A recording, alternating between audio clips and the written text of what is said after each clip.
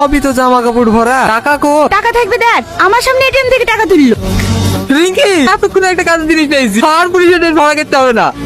Full set আছে রে, প্রতিদিন 500 টাকা করে ভাড়া লাগে। স্যার, এই মালে কত বছর জেল হইতে পারে? কিডন্যাপিং 363, এর বয়স 18 এর নিচে, আর এদিকে মেয়ে পাচারের 307 ধারা, কনফার্ম ফাঁসি। কিন্তু 307 ধারা তো অ্যাটেম্প টু মার্ডারের কেস। এই তুই স্যার থেকে বেশি জানিস? স্যার যেটা বলছিস সেটাই ঠিক। বাচ্চা চাইলে আমার কথা শোন, লাখখানিক টাকা দে, স্যারের সাথে সেটেলমেন্ট করলে। আমি কেন টাকা দিতে যাবো? আমি কি কোনো অন্যায় করেছি নাকি? থানায় চলে সব প্রমাণ হয়ে যাবে। আমিও পুলিশ অফিসার। এই রাজু, মাল সত্যি সত্যি পুলিশ অফিসার না তো? আরে না না, খেলা বাঁচা লেগে বলছি। 1050 টাকা দে, মায়ের ছেলে মায়ের করলে ফিরে যা। আরে এই গ্রামে আসবি না। আমার কাছে অত টাকা নাই। কত টাকা আছে দেখি?